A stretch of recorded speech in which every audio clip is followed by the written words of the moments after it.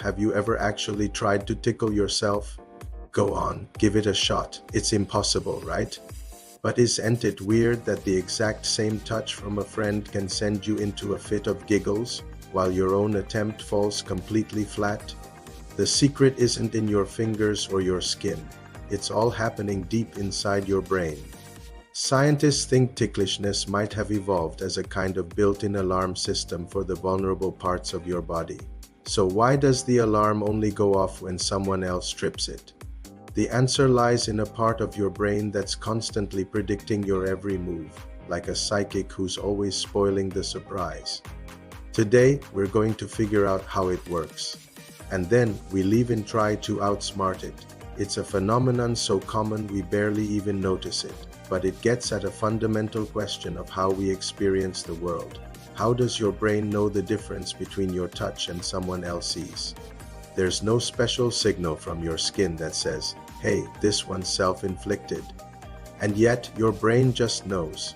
It can instantly tell the difference between a deliberate, harmless touch from you and an unexpected one from the outside world, like a spider crawling up your arm. And that distinction is critical. Your brain is wired to pay attention to the unexpected, because the unexpected can be a threat. It smartly filters out predictable sensations like the feeling of your clothes or the chair you are sitting on, so it can focus on what really matters. And a touch from yourself is the most predictable sensation of all. The part of your brain that gets most of the credit or blame for ruining your self-tickling fun is called the cerebellum. Your brain's prediction machine. Think of your cerebellum tucked away at the back of your brain as a ridiculously powerful prediction machine. Whenever you decide to move, to walk, to grab a coffee, or to try and tickle your own ribs, your cerebellum is already springing into action. It's a key player in coordinating your movement, and crucially, it sends out an advanced copy of the sensory feelings that this movement will create. Neuroscientists call this an efference copy, but you can just think of it as a spoiler alert sent to the rest of your brain. This spoiler alert goes to your somatosensory cortex, the area that processes touch. So when you move your fingers to your side, the cerebellum has already told the somatosensory cortex, get ready. A touch is coming to the ribs in 3. Let's do a quick experiment. Let's put this to the test right now. Find your most ticklish spot. Is it your feet? Your neck? The spot behind your knee? Now try to tickle it. Feel that, or more accurately, the lack of that. You can feel the pressure from your fingers, sure, but that frantic, laugh-out-loud tickle sensation is completely gone. What you're experiencing in real time is sensory attenuation. You are feeling the direct result of your cerebellum sending that spoiler alert and your somatosensory cortex dialing down the response. It's your brain being a total spoil sport, all for the very logical reason that it knew exactly what you were about to do. Then, how do you outsmart your own brain?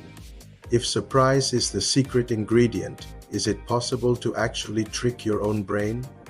This is where the science gets really fun. Researchers have designed some clever experiments to do just that. In one setup, they used a robot to tickle a person's palm, but with a slight delay from when the person triggered the machine. By introducing a delay of just a fraction of a second, the brain's prediction no longer matched the actual sensation. The spoiler alert arrived too early, the touch became unexpected, and participants reported feeling the tickle. Another mind-bending experiment used a bit of illusion. With mirrors or video goggles, researchers could trick a person into feeling like a fake rubber hand was their own. When they saw the rubber hand being tickled at the exact same time their own hidden hand was tickled, their brain got confused about who was in control, and the sensation could become ticklish. Both experiments prove the same thing. If you can disrupt that perfect prediction, you can bypass the brain's cancellation system. This ability to tell me from not me is way more than a party trick. It's fundamental to our very sense of self, and when this system doesn't work perfectly, it can have serious consequences. For instance, some people with schizophrenia can in fact tickle themselves. Research suggests this might happen because their brains struggle to accurately predict the sensory consequences of their own actions. This same predictive glitch may also help explain auditory hallucinations, where the brain misinterprets its own internal thoughts as outside voices. Studying something as silly as why we can't tickle ourselves gives scientists profound insight into the nature of consciousness and self-awareness. So, the next time you fail to tickle yourself, take a second to appreciate what's really happening. You're witnessing an incredible feat of your brain's predictive power. It's constantly running simulations, filtering reality, and creating the seamless sense of self that lets you navigate the world. It's a silent, brilliant process that works so well. Most of the time we don't even know it's there. What other brain quirks have you always wondered about? Let me know in the comments below. And if you enjoyed figuring this mystery out, be sure to like this video and subscribe for more journeys into your amazing brain.